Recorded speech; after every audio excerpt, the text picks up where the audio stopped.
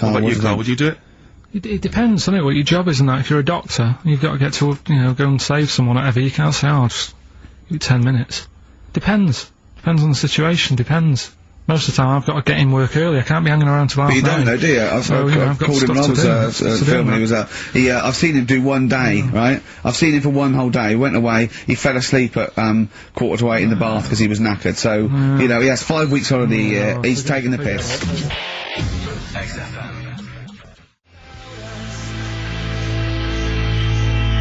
Feeder, pushing the senses. Quite a food-related sort of show, isn't it? It is. Thinking of gluttony, did you see in, I think it was Heat magazine, it was former Pop Idol winner Michelle McManus. Oh yeah. She's lost a lot of weight. Oh yeah, she's lost 5 stone, hasn't she? Please see that the headline was, I used to eat 12 packets of Doritos a night. At night. 12 packets of Doritos. I just like the idea that you've got to 11 packets, and you're thinking, one more just a bit peckish. One more will do it. Yeah. Yeah. Oh, unbelievable. But someone sent in a couple of odds and ends news stories, they've gleaned off the web.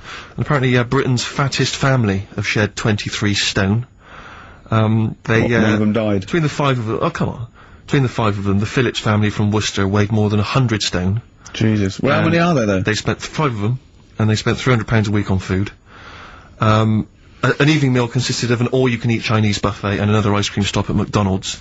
The mum, she was generally happy, like Carl is, but she said she used to get upset when she couldn't, buy clothes for her kids because the shops didn't stock anything above XXXXXL. It says here, it says Mitchell, 13, was the heaviest of the 3, weighing 27 stone. By the age of 4, he was Britain's fattest toddler, weighing 10 stone. Is that competition still going? He broke 5 bikes. He broke 5 bikes by, buckling the wheels. Oh, that's I know you're always kind of fat kids, Carl. Chasing an ice cream van. Yeah. But the bike just fell apart. Yeah. Who knows, maybe now he's on that nude, bike ride, because he's lost some weight.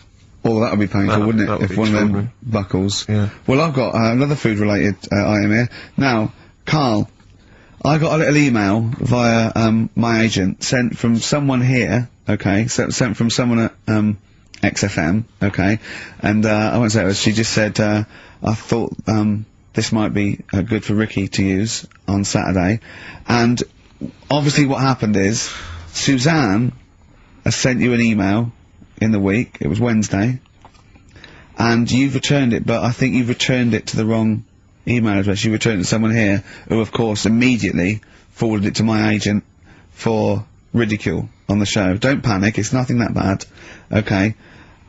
It's an email from Suzanne talking about your tea that night. Was Suzanne out on Wednesday night? Was the, an England game or something? Yeah. So you were alone, you were home alone, were you, Wednesday night? Yeah. Did you enjoy your meal? Was it a quiche? Go on. Right.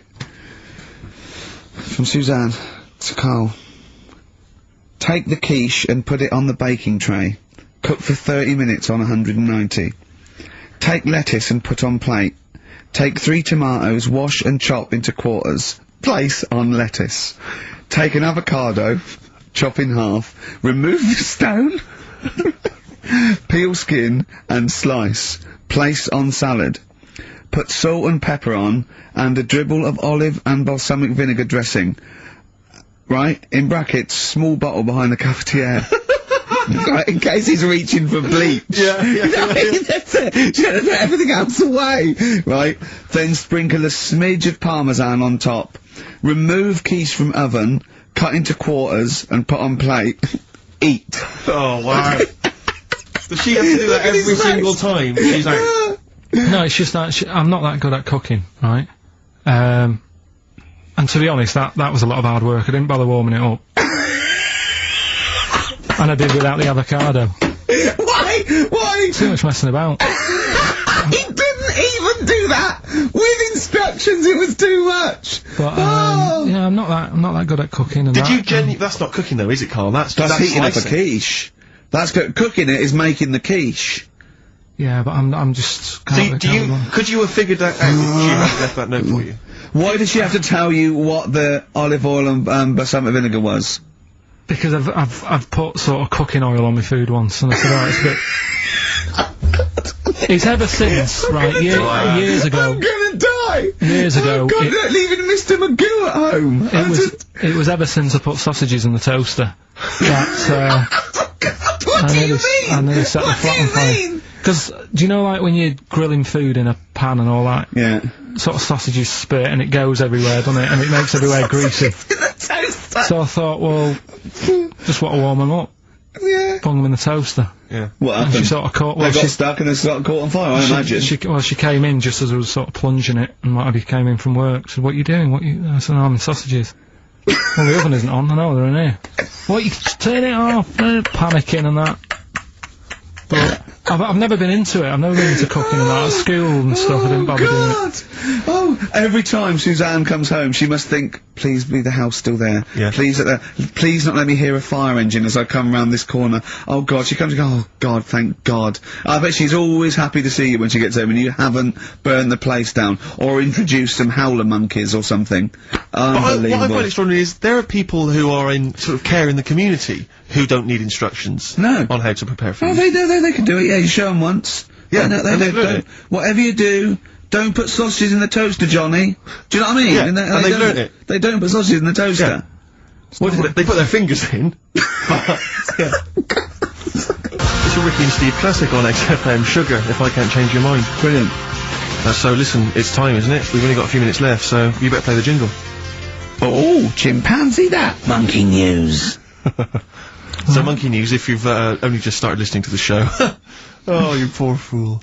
Monkey News is where Carl reports for us all the latest monkey activity. A headline or a word or someone he overheard in a pub and then totally embellishes it and makes it ridiculous and impossible. He believes it though. He believes every word he's saying. Let me say that before when you hear this, whatever it is, I haven't heard it, twaddle, remember, Carl totally believes it. Go on. Right, so anyway, right, I think it's in LA this happened. Right. I think. Why does he think? So these people are in a restaurant having a lovely meal. Is one of them short and hairy, but totally covers from top to bottom in a spacesuit, so he didn't know it was a monkey? It's not one of the customers, one of the waiters? So they're having a lovely dinner, probably one of the best sort of dinners they've had, right? Mm. So the waiter comes over, and it's like, can we just say that I had a lovely meal and that? Right, it's the chef. Because it is. Can we see the chef? Yeah. So can we just, see the guy who cooked it? Of course. Yeah. Short fella, hairy? So the Wearing waiter said, to be honest, Don't say much. the waiter said, look, he's busy, he's got meals to cook and what have you. He hasn't really got time. He said, it'll only take a minute. He said, no, I prefer, So this is a restaurant in LA that serves brilliant food. I'll pass your message on and what have you, right? So, So he sends for Monkey Pierre White. so it's a bit odd. Anyway. So they go out, right? They go out to the car and they notice the kitchen door's open. Yeah. Right? Yeah, of course they do, because they're going to discover something that I don't know. So They're going to this just out of interest, this where did this chef train before we see him or reveal what he might look like or like to eat? So anyway, so they pop their head in and think, we'll just nip in and go, love fruit salad or whatever. So they stick their head in. We better see the human chef. You never guess what? Go on. Monkey stood on a chair, right, cooking veg. Right, so anyway, they're like, what's going on here? What do you mean? What do you mean he's cooking veg? What is he doing with it? Well, he's stood on a chair by the cooker and he's chopping stuff. Oh, he's chopping as well now. He's just and all veg, that. isn't it? Yeah. It's got a little, he's got the bosses in there. They're like a bit shocked. So he's a bit panicking because he's got this monkey working for him. So they say to him, "What's going on here? We didn't know this is what's going on. Why have you got a monkey cooking stuff?"